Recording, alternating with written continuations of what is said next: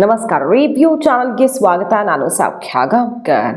ಸಿದ್ದರಾಮಯ್ಯ ಸರ್ಕಾರಕ್ಕೆ, ಕರ್ನಾಟಕ ಕಾಂಗ್ರೆಸ್ ಸರ್ಕಾರಕ್ಕೆ, ಅಂದರೆ ಕಾಂಗ್ರೆಸ್ ಸರ್ಕಾರಗಳಲ್ಲೇ ಅತ್ಯಂತ ಬಲಿಷ್ಠವಾಗಿರುವಂಥ ಸರ್ಕಾರಕ್ಕೆ ಈಗ ದೊಡ್ಡದೊಂದು ಆಘಾತವೇ ಎದುರಾಯ್ತಲ್ಲ. ಮೋದಿ ಸರ್ಕಾರ ಪತನದ ಭವಿಷ್ಯ ನೋಡ್ತಿರುವಂಥ ರಾಹುಲ್ ಗಾಂಧಿಯವರು ಈಗೇನು ಹೇಳ್ತಾರೆ, ಒಂದು ಕಡೆ ಕುರ್ಚಿ ವಾರ್ ಶುರುವಾಗಿದೆ, ಕ್ಲೈಮ್ಯಾಕ್ಸು. ಅದರ ನಡುವೆ ಎಂತಹ ಸಂಕಷ್ಟದಲ್ಲಿ ಸಿಕ್ಕಾಕ್ಕೊಂಡಿದೆ ಸರ್ಕಾರ. ಹಾಗಾದರೆ ಡೀಟೇಲ್ಸ್ ಇರ್ತಾ ಹೋಗ್ತೀವಿ. ಮಿಸ್ ಮಾಡಿದ್ರೆ ನಮ್ಮ ಚಾನಲ್ನ ಸಬ್ಸ್ಕ್ರೈಬ್ ಮಾಡಿ, ನಿಮ್ಮ ಅಭಿಪ್ರಾಯ ಕಮೆಂಟ್ ಮಾಡಿ ತಿಳಿಸಿ. ವೀಕ್ಷಕರೇ, ಕರ್ನಾಟಕ ಕಾಂಗ್ರೆಸ್ ಸರ್ಕಾರಕ್ಕೆ ಈಗ ಒಂದು ಹೆಜ್ಜೆ ಮುಂದಿಡೋದಕ್ಕೂ ಉಸಿರು ಕಟ್ತಿದೆಯಾ? ಅಂತಹ ಸ್ಥಿತಿಯಲ್ಲಿ ಸಿಕ್ಕಾಕ್ಕೊಂಡಿರೋದು ಈಗ ತಾನಾಗಿ ತೆರೆದುಕೊಳ್ತಿದೆ. ರಾಹುಲ್ ಗಾಂಧಿಯವರು ಏನು ಹೇಳಿದ್ರು, ಮೋದಿ ಸರ್ಕಾರ ಇನ್ನೇನು ಪತನ ಆಗುತ್ತೆ, ಯಾಕಂದರೆ ಸಂಕಷ್ಟದಲ್ಲಿ ಸಿಕ್ಕಾಕ್ಕೊಂಡಿದೆ. ಈಗ ಆರ್ಥಿಕ ಸಂಕಷ್ಟ, ಬೆಲೆ ಏರಿಕೆ ನಿಭಾಯಿಸೋಕ್ಕಾಗ್ತಿಲ್ಲ ಸರ್ಕಾರನ ಅಂತ ಹೇಳ್ತಿದ್ದಾರಲ್ಲ ರಾಹುಲ್ ಗಾಂಧಿಯವರು. ಈಗ ಇದಕ್ಕೆ ಏನು ಹೇಳೋದು ಹಾಗಾದರೆ? ಒಂದು ಕಡೆ ಗ್ಯಾರಂಟಿ ಪರಿಷ್ಕರಣೆ ವಿಚಾರ, ಗ್ಯಾರಂಟಿ ಯಾರ್ಯಾರ ಕಟ್ಟಾಗತ್ತೆ ಅನ್ನುವಂಥ ಏನು ಆತಂಕ ಈಗ ಆವರಿಸ್ಕೊಂಡಿದೆ ರಾಜ್ಯದ ಜನರಲ್ಲಿ. ಅಂಥದ್ದೊಂದು ಘೋಷಣೆಯನ್ನು ಈಗ ಸರ್ಕಾರ ಮೊಳಗಿಸಿದೆ, ಪರಿಷ್ಕರಣೆ ಆಗುತ್ತೆ, ಯಾಕಂದರೆ ಅದು ಯಾರ್ಯಾರಿಗೂ ಹೋಗ್ತಿದೆ ಅಂತ. ಅದರ ನಡುವೆ ಇನ್ನೊಂದು ವಿಷಯ ನೋಡ್ಬೇಕು ನೋಡಿ, ಮಾಸಾಶನ ಕೊಡ್ತಿಲ್ಲ ಸರ್ಕಾರ. ಇಂಥ ಪರಿಸ್ಥಿತಿಗೆ ಬಂತ. ಕಡೆಗೆ ಬೇರೆ ಎಲ್ಲ ಡೆವಲಪ್ಮೆಂಟ್ ವರ್ಕು ಮತ್ತೊಂದು ಒಂದು ಸ್ವಲ್ಪ ತಡ ಆಗುತ್ತೆ, ಬರುತ್ತೆ, ಹೋಗುತ್ತೆ ಅಂತ ಅಂದ್ಕೊಳ್ಳೋಣ.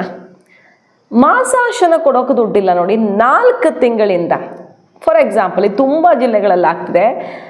ಚಾಮರಾಜನಗರ ಭಾಗದಲ್ಲಿ 4 ತಿಂಗಳುಗಳಿಂದ ವೃದ್ಧರಿಗೆ ಸಿಗ್ತಿಲ್ಲ, ವಿಧವೆಯರಿಗೆ ಸಿಗ್ತಿಲ್ಲ. ಇವ್ರಿಗೆ ಇದು ಬಿಟ್ಟರೆ ಬದುಕಿಲ್ಲ. ಇದರಲ್ಲೇ ಜೀವನ ಹೇಗೋ ಒಂದು ಸಣ್ಣದಾಗಿ ಕಟ್ಕೊಂಡು ಹೋಗ್ತಿರ್ತಾರೆ ಈ ದುಡ್ಡನ್ನು ನಂಬ್ಕೊಂಡು. 4 ತಿಂಗಳಿಂದ ಅವ್ರಿಗೆ ನಯಾ ಪೈಸೆ ಸಿಕ್ಕಿಲ್ಲ. ಗ್ಯಾರಂಟಿ ಯೋಜನೆಗಳನ್ನು ಕೊಡೋದಕ್ಕೆ ಈಗ ಬಹಳ ಕಷ್ಟ ಆಗ್ತಿದೆ, ಕೊಡೋದಕ್ಕೆ ಆಗ್ತಿಲ್ಲ ಇನ್ಫ್ಯಾಕ್ಟ್. ಯಾಕಂದರೆ ನೋಡಿದ್ದೀವಲ್ಲ, ಗೃಹಲಕ್ಷ್ಮಿ 5,000 ಕೋಟಿ ಹಣ ಎಲ್ಲಿ ಹೋಯಿತು ಅನ್ನೋ ಪ್ರಶ್ನೆ ವಿಧಾನಸಭಾ ಅಧಿವೇಶನದಲ್ಲಿಯೇ ಸಿಡಿದು ಸರ್ಕಾರ ಕ್ಷಮೆ ಕೇಳಿ ತಲೆ ತಗ್ಗಿಸಿ 5-6 ತಿಂಗಳಾಗೋಯ್ತು ಅನ್ಸತ್ತೆ. 6 ತಿಂಗಳಾಯಿತು ಬಹುತೇಕ. ಇಷ್ಟು ದಿನ ಆದರೂ ಆ 5,000 ಕೋಟಿ ಎಗರಿಸಿದ್ದಾರಲ್ಲ ರಾಜ್ಯದ ಜನಕ್ಕೆ, ಕೊಡದೆ 2 ತಿಂಗಳದ್ದು ಕತ್ರಿ ಹಾಕಿ ಮುಂದಿನ ತಿಂಗಳದ್ದು ಕೊಟ್ಕೊಂಡು ಮತ್ತೆ ಕೆಲವೊಂದೆಲ್ಲ ಬಾಕಿ ಉಳಿಸ್ಕೊಂಡು ಕಳ್ಳಾಟ ನಡೆದಿತ್ತು. ಅದನ್ನು ಒಪ್ಕೊಳ್ಳೋಕ್ಕೂ ರೆಡಿ ಇರಲಿಲ್ಲ ಸಚಿವರು. ಕಡೆಗೆ ಒಪ್ಪಿಕೊಳ್ಳಬೇಕಾಗ ಬಂತು ಸಾಕ್ಷಿ ಸಮೇತ ಸಿಕ್ಕಿದ್ದಕ್ಕೆ. ಅದಿನ್ನೂ ಕೊಟ್ಟಿಲ್ಲ, ಕೊಡೋ ಮಾತು ಆಡ್ತಿಲ್ಲ, ಅದ್ರ ಬಗ್ಗೆ ಸುದ್ದಿನೂ ಇಲ್ಲ, ಯಾರದನ್ನು ಚಕಾರ ಎತ್ತುತ್ತಾನೇ ಇಲ್ಲ. ಸೊ ಕೊಡೋಕ್ಕಾಗ್ತಿಲ್ಲ ಸರ್ಕಾರದ ಬಳಿ. ಅದು ಬಿಟ್ಟು ಹಾಕಿ ಮಧ್ಯದ ಎಗರಿಸಿದ್ದಂತೂ ಅದರದ್ದು ಆಸೆನೇ ಬಿಟ್ಟಿದ್ದಾರೆ ರಾಜ್ಯದ ಜನ. ಫೇಲ್ ಆಗಿದೆ ಸರ್ಕಾರ, ಕೊಡೋಕ್ಕಾಗದೆ. ಉಳಿದಿದ್ದನ್ನು ಈಗ ತಿಂಗಳು ಕರೆಕ್ಟ್ ಟೈಮಿಗೆ ಕೊಡೋದಕ್ಕಂತೂ ಆಗ್ತಿಲ್ಲ. ಅದರ ನಡುವೆ ಈಗ ಪರಿಷ್ಕರಣೆ ಆಗಲಿದೆ, ಮಿಸ್ಯೂಸ್ ಆಗ್ತಿದೆ ಅಂತೆ ಗ್ಯಾರಂಟಿ. ಇಲ್ಲಿ ನೋಡಿದ್ರೆ ಮಾಸಾಶನ ಕೊಡದೆ ಅಸಹಾಯಕರು, ಅನಾಥ ಮಕ್ಕಳಿಗೆ ಕೊಡೋ ಫಂಡು. ಕಳೆದ ಮಂತ್ ಈ ಬಗ್ಗೆ ರಿಪೋರ್ಟ್ ಇಟ್ಟಿದ್ವಿ ನಾವು. ಅನಾಥ ಮಕ್ಕಳಿಗೆ ದಿನಕ್ಕೆ ರೂಪಾಯಿ ಲೆಕ್ಕದಲ್ಲಿ ಇಷ್ಟಿಷ್ಟು ಅಂತ ಸಿಗತ್ತೆ. ಯಾರು ಇಲ್ದಿರೋ ಅನಾಥ ಮಕ್ಕಳಿಗೆ ಕೊಡೋದು, ಅದನ್ನೂ ಕೊಡೋಕ್ಕಾಗ್ತಿಲ್ಲ. ಸ್ಕಾಲರ್ಶಿಪ್ ವಿಚಾರ ತಗೊಳ್ಳಿ, ಸರ್ಕಾರಿ ನೌಕರ ಸಂಬಳ ತಗೊಳ್ಳಿ, ಸಾರಿಗೆ ಇಲಾಖೆ ಪ್ರೊಟೆಸ್ಟ್ ಪದೇ ಯಾಕಾಗತ್ತೆ? ಎಲ್ಲ ಕಡೆ ಕೋಟಿ ಬಾಕಿ ಉಳಿಸ್ಕೊಂಡಿದೆ ಸರ್ಕಾರ. ಈಗ ಗ್ಯಾರಂಟಿಗೂ ಕತ್ರಿ ಬೀಳುತ್ತಾ? ಯಾವ ಗ್ಯಾರಂಟಿಯಿಂದ ಇದೆಲ್ಲ ಸಮಸ್ಯೆ ಉದ್ಭವಿಸಿದೆಯೋ ಈಗ ಆ ಗ್ಯಾರಂಟಿಗೂ ಕತ್ರಿ ಹಾಕತ್ತಾ ಸರ್ಕಾರ? ಪರಿಷ್ಕರಣೆ ಮಾಡ್ತೀವಿ ಅಂತ ಈಗ ಸರ್ಕಾರ ಘೋಷಣೆ ಮಾಡಿದೆ. ಬದಲಾವಣೆಗಳನ್ನು ಮಾಡ್ತಾರೆ ಗ್ಯಾರಂಟಿಲಿ ಒಂದಿಷ್ಟು. 100 ಕೋಟಿ ಮಿಸ್ಯೂಸ್ ಆಗ್ತಿದೆಯಂತೆ. ಈಗೇನಾದರೂ ಒಂದು ರೀಸನ್ ಹೇಳಲೇಬೇಕಾ? ಮಿಸ್ಯೂಸ್ ಆಗ್ತಿದೆ ಈಗ 3 ವರ್ಷದಿಂದ. ಹಾಗಾದರೆ ಮಿಸ್ಯೂಸ್ ಆಗೋದನ್ನು ತಡೆಯೋದಕ್ಕೆ ಸಾಧ್ಯ ಆಗಿಲ್ಲ ಸರ್ಕಾರಕ್ಕೆ. ಈಗ ಪರಿಷ್ಕರಣೆ ಮಾಡೋಕೆ ಹೊರಟಿದ್ದಾರೆ. ಮಾಹಿತಿ ಬಂದಿದೆ, ಸತ್ತವರಿಗೆಲ್ಲ ಯೋಜನೆ ಹಣ ಹೋಗ್ತಿದೆ. ಟೆಲಿಫೋನು ಯಾರ್ಯಾರದ್ದು ಕಾಂಟ್ಯಾಕ್ಟ್ ಕೊಟ್ಕೊಂಡು ತಗೊಂಡು ಬಿಟ್ಟಿದ್ದಾರೆ. ಸೊ ಸರಿಯಾದವ್ರಿಗೆ ಹೋಗ್ತಿದೆಯಾ ಇಲ್ವಾ ಅನ್ನೋದೇ ಗೊತ್ತಾಗ್ತಿಲ್ಲ. ದಾಖಲೆ ಕೊಡಿ, ಈಗ ಸರಿಯಾದ ದಾಖಲೆ ಕೊಡಿ, ಇಲ್ಲಾಂದರೆ ಕೊಡಲ್ಲ. ಗೃಹಲಕ್ಷ್ಮಿ 1ರಲ್ಲೇ ನಮಗೆ ಎಷ್ಟೆಲ್ಲ ಕಂಪ್ಲೇಂಟ್ಸ್ ಬಂದಿದೆ. 100 ಕೋಟಿ ವೇಸ್ಟ್ ಆಗ್ತಿದೆ, ಗೃಹ ಜ್ಯೋತಿಲೂ ಸುಮಾರು ವೇಸ್ಟ್ ಆಗ್ತಿದೆ, ಎಲ್ಲ ಬೇರೆ ಯೋಜನೆಗಳಲ್ಲಿ ಸೋರಿಕೆ ಆಗ್ತಿದೆ ಅಂತ ಸರ್ಕಾರ ಹೇಳ್ತಿದೆ. ಎಲ್ಲೋ ಒಂದಿಷ್ಟು ಆಗಿರ್ಬೋದು.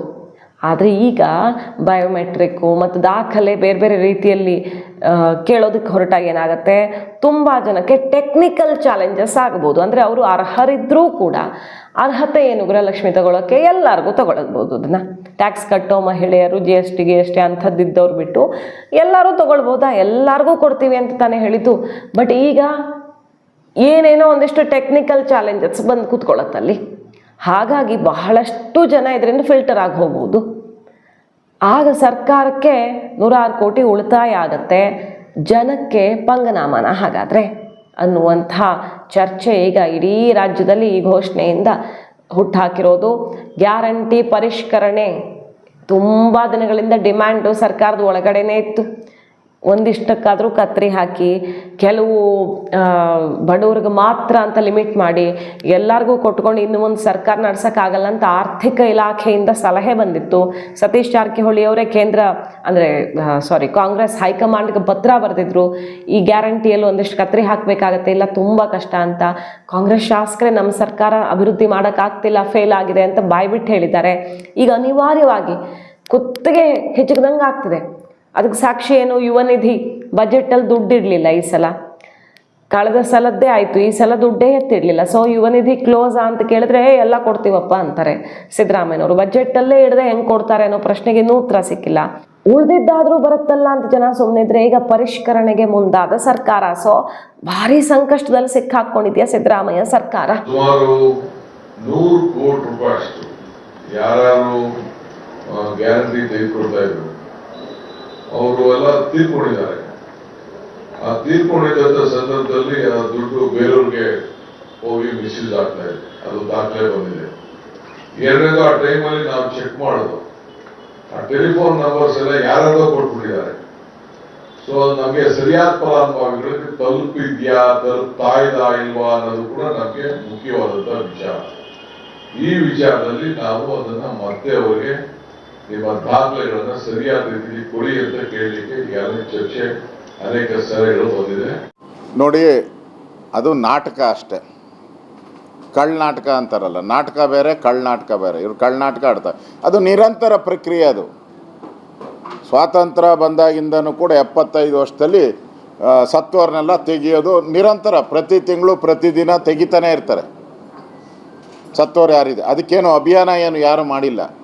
ಇವರು ಸರ್ಕಾರ ಪಾಪರಾಗಿ ಸರಿಯಾಗಿ ರೇಷನ್ ಕೊಡೋಕ್ಕೆ ಯೋಗ್ಯತೆ ಇಲ್ಲದೆ, ಗ್ಯಾರಂಟಿಗಳು ಕೊಡೋಕ್ಕೆ ಹಣ ಇಲ್ಲದೆ ಒಂದಲ್ಲ ಒಂದು ಸಬೂಬುಗಳನ್ನು ಹುಡುಕ್ತಾ ಇದ್ದಾರೆ. ಗ್ಯಾರಂಟಿ ಕಡಿಮೆ ಮಾಡಬೇಕು ಅಂತ ಡೈರೆಕ್ಷನ್ಸ್ ಎಲ್ಲ ಅಧಿಕಾರಿಗಳಿಗೂ ಡೈರೆಕ್ಷನ್ ಕೊಟ್ಟಿದ್ದಾರೆ. ಗ್ಯಾರಂಟಿ ಸ್ಕೀಮನ್ನು ಕಡಿಮೆ ಮಾಡಬೇಕು ಅನ್ನೋ ಒಂದು ಡೈರೆಕ್ಷನ್ ಹೋಗಿದೆ. ಅದಕ್ಕೋಸ್ಕರ ಈ ಸಬೂಬನ್ನು ಹೇಳ್ತಾ ಇದ್ದಾರೆ. ಅದಕ್ಕೇನಕ್ಕೆ ಅಭಿಯಾನ ಬೇಕು? ಡೆತ್ ಸರ್ಟಿಫಿಕೇಟ್ ಆಗಿರೋರಿಗೆ ಇಮಿಡಿಯೇಟಾಗಿ ನಾವು ಕಂಪ್ಯೂಟರ್ ಯುಗದಲ್ಲಿದ್ದೀರಿ. ನಾವು ಡೆತ್ ಸರ್ಟಿಫಿಕೇಟ್ ಇಶ್ಯೂ ಆದ ತಕ್ಷಣ ಇಲ್ಲಿ ಡಿಲೀಟ್ ಆಗೋವಂಥ ವ್ಯವಸ್ಥೆ ಕಂದಾಯ ಇಲಾಖೆಯಲ್ಲಿ ಇದೆ. ಅದಕ್ಕೇನು ಸಪ್ರೇಟ್ ಅಭಿಯಾನ ಏನಕ್ಕೆ ಬೇಕಾಗಿದೆ? ಅದಲ್ಲ, ನಿಮಗೆ ಕಾಲಕ್ಕೆ ಹಣ ಬಿಡುಗಡೆ ಮಾಡೋಕ್ಕೆ ಫೈನಾನ್ಸ್ ಡಿಪಾರ್ಟ್ಮೆಂಟ್ಗೆ ಸಾಧ್ಯ ಆಗ್ತಾ ಇಲ್ಲ. ಆ ಹಣದ ಕೊರತೆಯನ್ನು ನೀಗ್ಸೋಕ್ಕೋಸ್ಕರ ಈಗ ಯಾವ ಇದು ಮಹಿಳೆಯರಿಗೆ 2,000 ಕೊಡ್ತಾ ಇದ್ರಲ್ಲ, ಅದು 5,000 ಕೋಟಿ ಪೆಂಡಿಂಗ್ ಹಾಕಿದೆ. ಹಣ ಇಲ್ದಿರ ಪೆಂಡಿಂಗ್ ಇರೋದು. ಒಂದು ಕಡೆ ಈ ಅಧಿಕಾರದ ಜಟಾಪಟಿ ಒಂದು ಕ್ಲೈಮ್ಯಾಕ್ಸ್ ಹಂತಕ್ಕೆ ಬರ್ತಿದೆ. ಏನಾಗತ್ತೆ ಅನ್ನೋದು ಗೊತ್ತಿಲ್ಲ. ಹೈಕಮಾಂಡ್ ಏನು ತೀರ್ಮಾನ ತಗೊಂಡ್ರು ಇಲ್ಲಿ ಸಮಸ್ಯೆ ಕಟ್ಟಿಟ್ಟ ಬುತ್ತಿ. ಈಗ ಸಿದ್ದರಾಮಯ್ಯನವ್ರಿಗೆ ರಾಜ್ಯಸಭೆಯಲ್ಲಿ ಆಫರ್ ಕೊಡ್ತಾರಾ, AICC ಅಧ್ಯಕ್ಷರನ್ನಾಗಿ ಮಾಡ್ತಾರಾ ಅನ್ನೋದು ಒಂದು ಚರ್ಚೆ ಕಂಡು ಬರ್ತಿದೆ. DK CM ಮಾಡಬೇಕು ಅಂದರೆ ಸಿದ್ದರಾಮಯ್ಯನವ್ರಿಗೆ ಡೆಲ್ಲಿ ಪೋಸ್ಟ್ ಕೊಡಬೇಕು ಅಂತ, ಇಲ್ಲಾಂದರೆ DK ಶಿವಕುಮಾರ್ ಅವ್ರನ್ನ ಗೃಹ ಸಚಿವರನ್ನಾಗಿ ಮಾಡಿ ಇನ್ನೂ ದೊಡ್ಡ ದೊಡ್ಡ ಪೋರ್ಟ್ಫೋಲಿಯೋ ಕೊಟ್ಟು ಅವರನ್ನು ಸಮಾಧಾನ ಮಾಡಿ DK ಸುರೇಶ್ಗೆ ರಾಜ್ಯಸಭೆ ಕೊಟ್ಟು ಸಿದ್ದರಾಮಯ್ಯನವ್ರನ್ನೇ ಉಳಿಸ್ಬೇಕು. ಈ ಥರ 2 ಆಪ್ಷನ್ ಇಟ್ಟುಕೊಂಡು ತಲೆ ಚಚ್ಕೊಳ್ತಿದೆ ಹೈಕಮಾಂಡು. ಎರಡರಲ್ಲಿ ಯಾವುದಾದ್ರೂ ಸರ್ಕಾರಕ್ಕೆ ಸಂಕಷ್ಟ ಎದುರಾಗಬಹುದು ಅಂತಾನೆ ಈಗಿನ ಪರಿಸ್ಥಿತಿ. ಇದ್ರ ನಡುವೆ ಅಧಿಕಾರದ ಬಿಟ್ಟಾಕಿ ಆಡಳಿತ ನಡೆಸೋದಕ್ಕಾಗದ ಮಟ್ಟಿಗೆ ಫೇಲ್ ಆಗಿದೆಯಾ ಸರ್ಕಾರ ಅನ್ನೋ ತನಕ ಆಕ್ರಂದನ ಕೇಳ್ತಿದೆ ಈಗ ರಾಜ್ಯವ್ಯಾಪಿ. ಜನರಿಗೆ ಗ್ಯಾರಂಟಿ ದುಡ್ಡು ಒಂದು ಕಡೆ, ಆದರೆ ಇದು ಗ್ಯಾರಂಟಿಗಿಂತ ಮುಂಚೆ ಯಾವಾಗಲೂ ಬರ್ತಿತ್ತಲ್ಲ, ಜನರಿಗೆ ಅಸಹಾಯಕರಿಗೆ ಕೊಡೋ ದುಡ್ಡು, ಅದನ್ನೂ ಕೊಡೋದಕ್ಕಾಗ್ತಿಲ್ವಾ? ಮತ್ತೊಂದು ಕಡೆ ನ್ಯಾಯಯುತವಾಗಿ ಅವ್ರು ದುಡ್ದಿರೋ ಸಂಬಳ ಅದನ್ನೂ ಕೊಡೋಕ್ಕಾಗ್ತಿಲ್ವಾ? ಪರಿಸ್ಥಿತಿ ಈ ಹಂತಕ್ಕೆ ಬಂದು ತಲುಪ್ತಾ. ಈಗ ರಾಹುಲ್ ಗಾಂಧಿಯವರು ಈಗ ಮಾತಾಡಬೇಕು. ಸರ್ಕಾರ ಪತನದ ಭವಿಷ್ಯ ನುಡಿತಿದ್ದಾರೆ ಕೇಂದ್ರ ಸರ್ಕಾರದ ಬಗ್ಗೆ. ಕರ್ನಾಟಕದ ಕಥೆ ಏನು ಅಂತ ಮಾಹಿತಿ ಇಷ್ಟ ಆಗಿದ್ರೆ ಮಿಸ್ ಮಾಡದೆ ನಮ್ಮ ಚಾನಲ್ನ ಸಬ್ಸ್ಕ್ರೈಬ್ ಮಾಡಿ. ನಿಮ್ಮ ಅಭಿಪ್ರಾಯ ಕಮೆಂಟ್ ಮಾಡಿ ತಿಳಿಸಿ. Thank you.